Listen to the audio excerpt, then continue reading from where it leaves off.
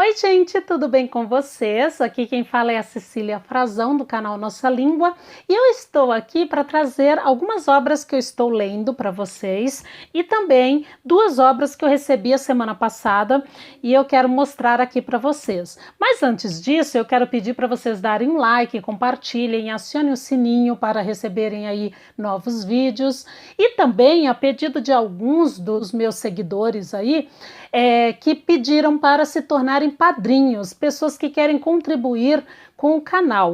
Então, eu quero dizer que o intuito do canal não é esse. Eu agradeço bastante que vocês queiram se tornar padrinhos. Então, diante desses pedidos, eu vou deixar aqui o link, mas fica aí a critério de cada um e também com a quantia que vocês quiserem, tá bom? Então, diante disto, vamos lá. Eu quero mostrar para vocês aqui o Stefan Zweig, que eu não conhecia este autor, e eu quero falar desta obra aqui, que é 24 Horas na Vida de uma Mulher. Fiquei bastante impressionada com este autor aqui. E também aqui, que eu recebi a semana passada, foi este daqui, do Charles Dickens, David Copperfield, que eu queria muito esta obra para poder ler. Ela tem aí mais de 1000 páginas, né? Deixa eu ver aqui, tem algumas notas do autor, o que eu gosto bastante, porque estas notas ajudam a entender um pouquinho o processo de criação. Deixa eu só ver aqui o número exato de páginas. Ela tem 1149 páginas, o que é irrelevante também, né? Porque eu escolho o livro pela história, pela narrativa, por aquilo que ele tem de bom. O número de páginas é irrelevante, porque às vezes você pega um livro fininho que vai te aí exigir muito mais tempo para a leitura do que às vezes uma obra mais extensa. Então eu gosto muito de obras assim, ó, com muitas páginas, que é para ler e mergulhar bem na vida aí do autor e também na forma de narrar de cada um. Então eu quero aqui deixar esta para ler depois que eu terminar a que eu estou lendo agora, que é esta daqui, que é Ana Karenina, ou Ana Karenina, como alguns falam, né, do Tolstói. Eu estou na página 200, na página 200, né, e é uma obra que está assim, demandando um tempo maior. Eu achei que ela ia fluir com mais facilidade, porém, eu estou demandando aí um pouquinho mais de tempo nela. E eu quero terminar esta obra aqui. Eu estou fazendo até algumas anotações, vocês podem ver que tem algumas marcações aqui, olha. Eu estou fazendo algumas anotações porque eu quero comparar a narrativa do Tolstói com a narrativa do Flaubert. Então, esta obra aqui, ela é pioneira do realismo aí, tanto que o Flaubert é considerado aí com esta obra o romance dos romances, quando ele fala de Madame Bovary. E aí, pioneira do realismo, ele vai trazer uma mulher à frente, né, à frente das mulheres da época, com uma nova forma de pensar, porém ele ainda traz uma mulher que ainda sonha com um casamento perfeito, que é o caso da Madame Bovary, e depois ela se decepciona depois que ela casa. Mas eu não vou falar desta obra aqui, tá? Já é a segunda vez que eu leio, cada vez que eu leio eu descubro coisas novas a respeito da personagem. É uma narrativa que me pegou assim do começo ao fim, então gostei bastante de ler e eu quero comparar estes dois autores. Então é muito importante fazer isso, né? Esta obra ela foi publicada em 1856 e esta daqui, ela começou a ser publicada em capítulos, como era muito comum na época. Ela era publicada assim, em grandes revistas, né, da época, e ela foi publicada integralmente mesmo em 1877. Então veja aqui, bem próximo aqui do Gustave Flaubert, tá? Mas eu quero ler com atenção, fazer aí anotações e trazer depois para vocês. E aqui esta do David Copperfield, ela foi também aí considerada uma autobiografia do autor por trazer vários elementos da vida do David Copperfield.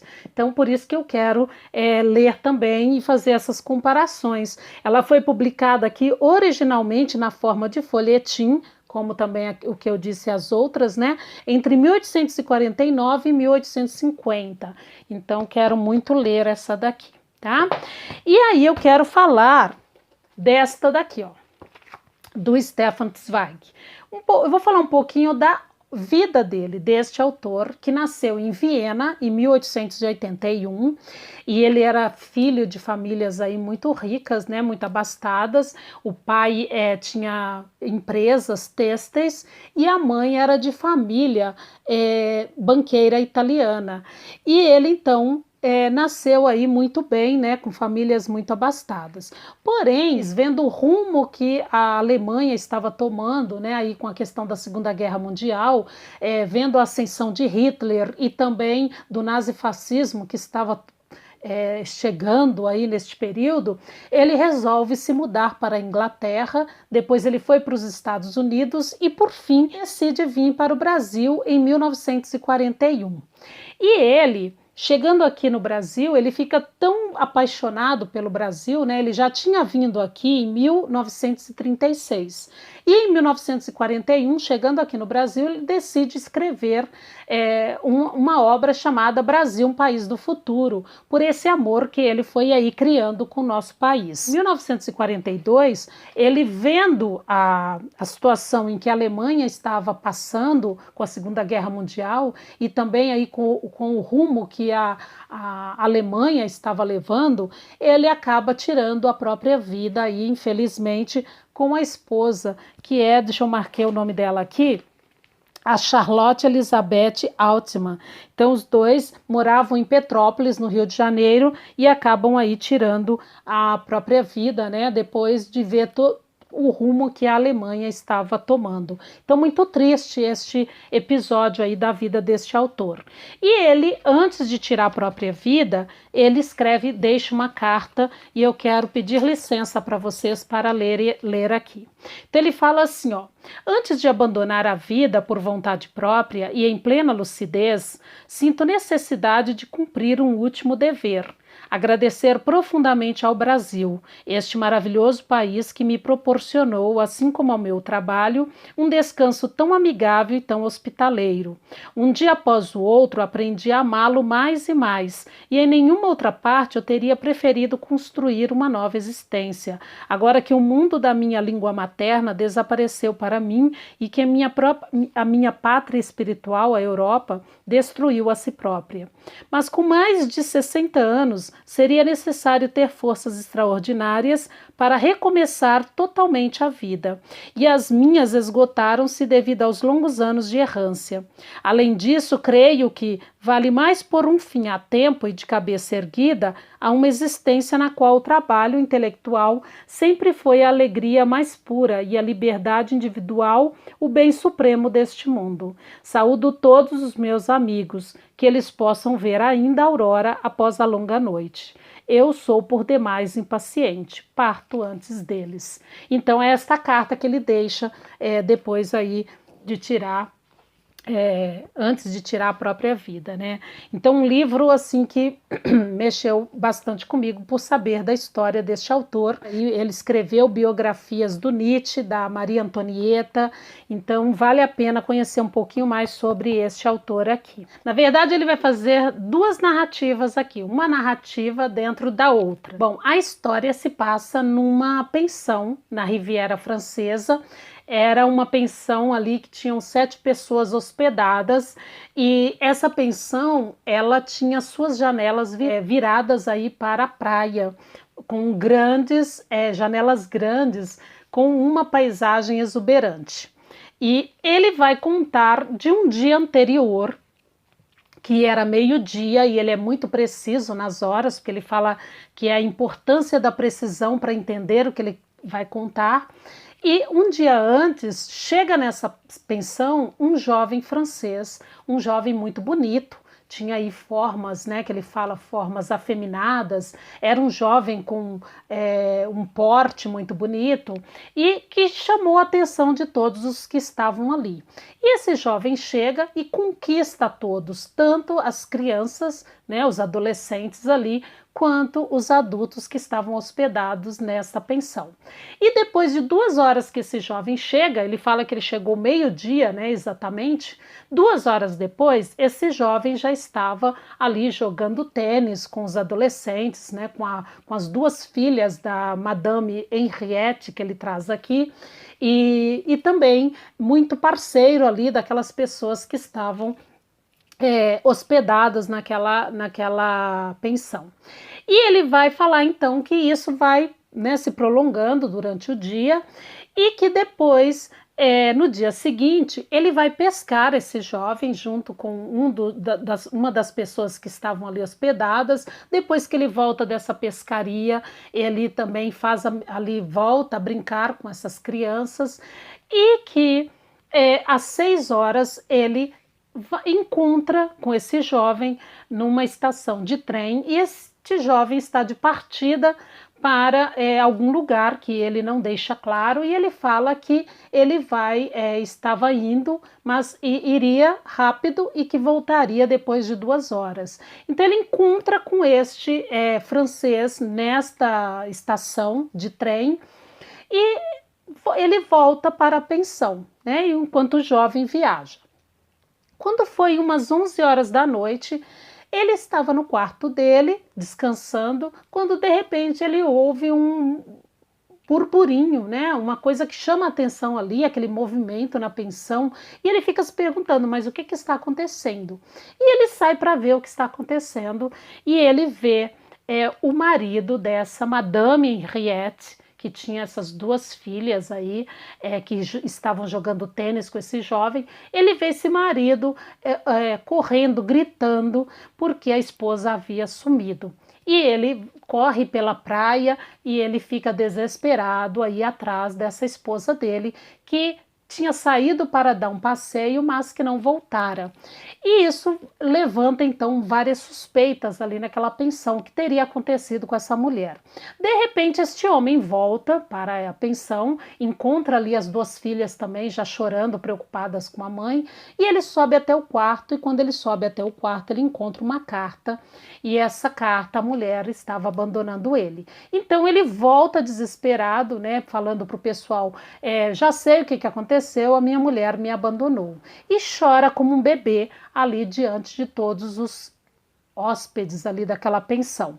E nesse momento começam então ali os questionamentos daquelas pessoas. Mas será o que aconteceu com essa mulher, né? Ela fugiu com o francês, ela traiu o marido, ela já sabia, isso já estava combinado antes, por isso que esse francês veio para cá, ou foi um amor à primeira vista e de repente ela resolveu assim de imediato, né, em poucas horas, abandonar esse marido. Então mostra ali o quanto essas pessoas ficam condenando as outras sem muitas vezes saber o que aconteceu. E este narrador, ele começa a defender essa mulher, né, a Madame Henriette. E ele começa a dizer que de repente ela era melhor ela ter partido mesmo, né? Se realmente isso aconteceu, era melhor que ela tivesse mesmo partido com o francês do que viver uma vida infeliz ali com aquele homem. Então ele começa a defender. E diante das defesas do narrador para com a Madame Henriette, as pessoas começam ali a ficar irritadas com ele, né? Como que ele estava defendendo uma mulher que abandona o marido com duas filhas? E aí aparece uma outra hóspede que estava ali, que era uma hóspede que não conversava muito ali com as pessoas, vivia no seu canto, lendo e também tocando piano. E essa mulher, que é a Madame C, ela aparece e ela faz uma pergunta para até marquei aqui, né? Ela começa a querer saber mais do narrador, por que ele está defendendo essa mulher e o que ele imagina que essa mulher tenha feito realmente, né? Se ela realmente tem fugido com esse francês. E aí ela fala assim para ele, a senhora C, ele trata como senhora C aqui, que era uma velha dama inglesa que ele traz. E ela fala assim: né, depois ali de várias intervenções no assunto entre eles, ela fala: o senhor acha que uma mulher pode ser lançada inocentemente em uma aventura inesperada? Ela pergunta para ele. E aí ele fala: sim, senhora. Oui, madame, né? Sim, eu acho. E ela fala assim: mas então qualquer julgamento moral seria um absurdo? Qualquer julgamento que a sociedade faça seria um absurdo? E por que existe então a justiça pública diante do fato de que uma mulher pode então abandonar aí um marido, né, com seus filhos para viver um novo amor, um novo romance com outra pessoa? Então ela faz esse questionamento para o narrador.